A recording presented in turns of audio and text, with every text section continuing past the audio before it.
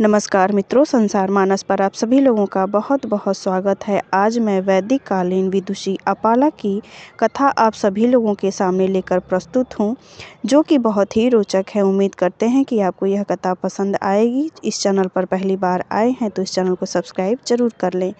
अपाला को कुक्षी के नीचे भाले भाग पर बहुत ही भयंकर चर्म रोग था। उन्होंने उस रोग के निवारण के लिए भगवान इंद्रदेव को आवाहन करके अपने ओठों से सोमरस का पान करवाया था, जिसके फलस्वरूप भगवान इंद्रदेव ने उनके चर्म रोग को नष्ट कर दिया था और आशीर्वाद दिया था कि वह अपने पति के साथ एक सुखी गृहस्थ जीवन को निर्वाहित कर सके। आज की कथा इसी पर प्रस्तुत है और उम्मीद करते हैं कि यह कथा आपको पसंद आएगी। तो समय को बर्बाद ना करते हुए चलिए शुरू करते हैं हम आज की कथा। अपाला अत्रि मुनि की बेटी थी। ऋग्वेद में लिखे हुए 8वें मंडल के 7वें सूक्त उनके द्वारा इंद्र से कही गई प्रार्थना और वार्तालाप की है। यहाँ पर ध्यान देने वाली बात यह है कि वैदिक काल में एक प्रमुख देवता के रूप में इंद्र भगवान स्थापित थे और इंद्र को बहुत ही पूजनीय माना गया है। तो यह कथा उसी समय की है। तो यहाँ पर हमें भगवान इंद्रदेव को उसी रूप में देखकर इस कथा को श्रवण करना चाहिए। महर्षि अत्रि की एकमात्र संतान थी उनकी पुत्री अपाला। स्वभाव से सुशील और नम्र तथा बुद्धि में अपने पिता की प्रतिमूर्ति। केवल एक बार सुनने से उन्हें सब कुछ कंठस्थ हो जाता था। महर्षि अत्रि वेदों की ऋचाएँ उसे याद करने के लिए देते और वह उन्हें एक बार पढ़कर ही अपने मस्तिष्क में सुरक्षित रख लेती। पिताश्री के पूछने पर वह बिना किसी हिचकिचाहट के सब कुछ सुना देती। इतना ही नहीं, महर्षि अत्रि नित्य प्रति अपने शिष्यों को बतलाते तो अपाला उसे भी भली भांति सुनती और उसे सुनकर कंठस्थ कर लेती। धीरे धीरे उसे चारों वेद और उनके अर्थ कंठस्थ हो गए। वेदों का उसे बहुत गहरा ज्ञान भी था। ऋचाओं के गहन अर्थ वह ढूंढती और उनके बारे में जब अपनी शंकाओं को पिताश्री के सामने रखती तो महर्षि अत्रि भी उनकी इस प्रतिभा को देखकर गदगद हो उठते थे। महर्षि अत्रि के लिए अपाला जहाँ गर्व और गौरव की वस्तु थी, वहीं वह उनके लिए चिंता का कारण भी बनी हुई थी। कारण था अपाला को बचपन से चर्म रोग, जो उनके उदर के नीचे वाले भाग पर था। उसके शरीर में यत्र तत्र भी श्वेत कुष्ठ रोग के चिन्ह अब बढ़ने लगे। महर्षि अत्रि के निकटवर्ती सभी वैद्यों को अपने आश्रम में बुलाया और उसके रोग के निदान का प्रयत्न किया। निदान अनवरत चल रहा था, मगर सफलता के लक्ष्य से अति दूर। बचपन में तो अपाला को अपने रोग के बारे में कोई ज्ञान ही नहीं हुआ। वह पक्षियों की तरह कलरव करती हुई आश्रम में स्वच्छंद विहार करती और वात्सल्य रस से अभिभूत महर्षि उन्हें देखकर अपने सभी दुख दर्दों को भूलकर आत्मविभोर उठते। मगर ज्यों-ज्यों वह किशोरावस्था को प्राप्त करने लगी, त्यों-त्यों उन्हें अपने रोग की भयानकता का एहसास होने लगा।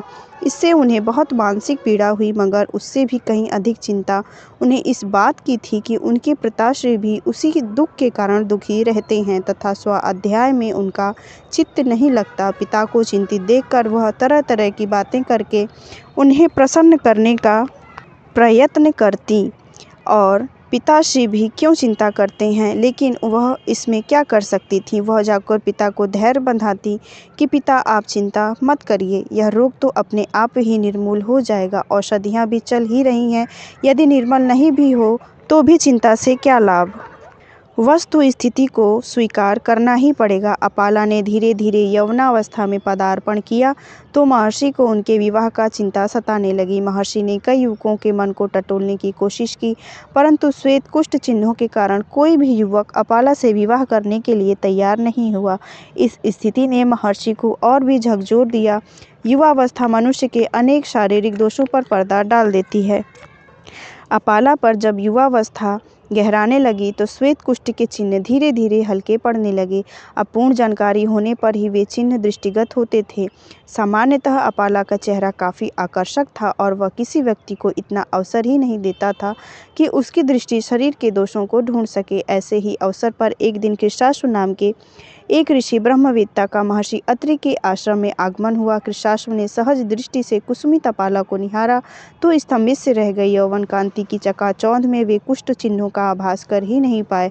उन्होंने महर्षि अपाला से महर्षि से अपाला के परिणय की मांग की तो महर्षि प्रसन्नता से झूम उठे। महर्षि ने शुभ दिन और शुभ मुहूर्त ज्ञात कर वेदोक्त पद्धति से सौंदर्य प्रतिमा अपाला का विवाह ऋषि कृशाश्व के साथ कर दिया। सौंदर्योपासक कृशाश्व ने नवोढ़ा अर्धांगिनी अपाला के साथ अपने आश्रम की ओर प्रस्थान किया। कुछ समय तो अपाला और कृशाश्व का वैवाहिक जीवन बड़े ही प्रेमपूर्वक वातावरण में व्यतीत हुआ, मगर ज्यों-ज्यों युवावस्था ढलने लगी त्यों-त्यों ही श्वेत कुष्ठ के चिन्ह उभरने लगे। कृशाश्व ने जब देखा तो मन में प्रेम के स्थान पर घृणा के अंकुर फूटने लगे। वह सौंदर्योपासक अपाला के विभत्स रूप को सहन नहीं कर पाए। उसकी बार-बार इच्छा हुई कि अपाला को महर्षि के आश्रम में छोड़ आए, परंतु महर्षि का सामना करने का साहस वह नहीं जुटा पा रहे थे। वस्तु स्थिति को समझकर अपाला स्वयं कृशाश्व की स्वीकृति लेकर अपने पिता के आश्रम की ओर चल दी, क्योंकि वह नहीं चाहती थी कि उनके कारण उनके पति को दुख पहुंचे। महर्षि अत्रि ने अपनी पुत्री अपाला को देखा तो उनके दुख और वात्सल्य एक साथ ही आंखों से आंसू के रूप में फूट पड़े। उन्हें इस प्रकार की कुछ आशंका तो पहले से थी ही, फिर भी उस स्थिति का सामना करके वह शांत न रह सके। महर्षि अत्रि ने अपनी पुत्री को धैर्य बंधाया और उसे निश्चित होकर आश्रम में रहने के लिए कहा। आश्रम का वातावरण लगभग वैसा ही था जैसा अपाला छोड़ के गई थी।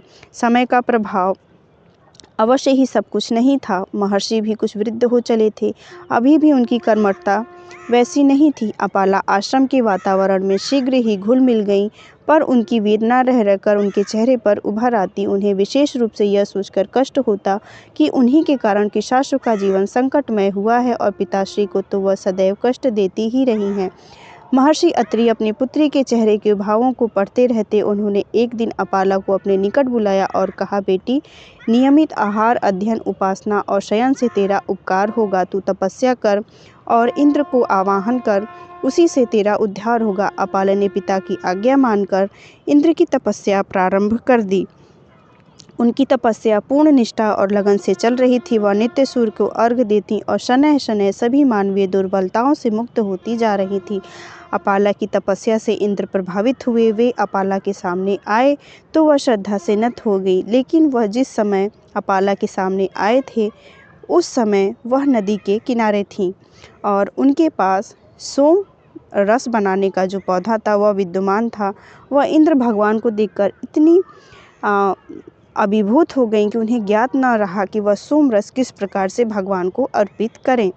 वह वेदों की ज्ञाता थी, इसीलिए वह जानती थी कि वह उनको सोम रस बहुत प्रिय है। उसके पास सोमबेल थी, पर आसपास इसे निकालने का कोई साधन नहीं था। वह निराश सी इधर उधर दृष्टि दौड़ाने लगी। साधनहीन होकर भी सोमबेल को अपने दांतों में दबाकर उन्होंने उसी से सोम रस एक पात्र में निकाला। इस प्रकार सोम रस निकालकर भगवान इंद्र को प्रस्तुत किया तो अपाला की निश्चल भावना को देखकर वे भाव विभोर हो उठे। उन्होंने प्रेम से सोम रस का पान किया और अपाला से वरदान मांगने के लिए कहा। अपाला ने वरदान मांगा, हे इंद्र, मुझे आप सुलोम बनाइए। मेरे अंगों को देखकर दोष रहित और शेष त्वचा वाले जो मेरे उदर के नीचे का भाग है, जो कि वैवाहिक जीवन का आधार है, आप उसे और मेरी कुक्षी को इस दोष से रहित करिए, तभी मैं अपने ऊपर आरोपित आरोपों से मुक्त हो सकती हूँ, अपने पिता एवं पति को प्रसन्न रख सकूंगी। इंद्र ने अपाला पर अपनी विद्या का प्रयोग किया और 3 बार उसकी त्वचा का शोधन कर दिया। इससे अपाला की त्वचा अत्यंत आकर्षित और दोष रहित बन गई। उसने इंद्र का स्तवन किया और आभार माना। उधर कृशाश्व भी अपाला के जाने से प्रसन्न नहीं थे। उन्हें लग रहा था जैसे उनसे कोई अधर्म अन्याय हो गया है, जैसे उन्होंने अपाला के साथ बहुत बड़ा छल किया है। वह जैसी भी थी, लेकिन थी तो उनकी धर्मपत्नी ही, जिसका उन्होंने स्वयं अपनी इच्छा से वरण किया था। सो वे अपाला को पुनः लेने के लिए महर्षि आश्रम में पहुँचे। ठीक उसी समय अपाला भी तपस्या में सफलता प्राप्त करके वहाँ प्रस्तुत हुई थी। अपाला के नए रूप को कृशाश्व ने देखा तो उनकी प्रसन्नता की कोई सीमा न रही। नारी के तप की गरिमा के सामने उनके पौरुष की आंखें नीची हो गई थी। वह समझ चुके थे कि वास्तविक सौंदर्य तप में है, अपितु शरीर में नहीं है। तो इस प्रकार अपाला ने भगवान इंद्र की स्तुति करके और उनका अध्ययन और उनका पूजन अर्चन करके अपनी दोष रहित काया को अच्छी बना लिया और अपने पति के स्वरूप ढल गई। तो इस कथा से हमें यह शिक्षा अवश्य मिलती है कि हमें अपनी इच्छित वस्तु को प्राप्त करने के लिए तप करना ही पड़ता है। उम्मीद करते हैं कि आपको यह कथा बेहद पसंद आई होगी।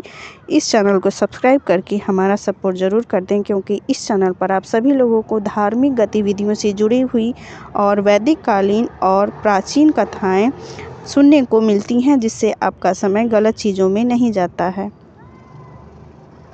तो इस चैनल पर बने रहें, मिलते हैं अगले वीडियो में।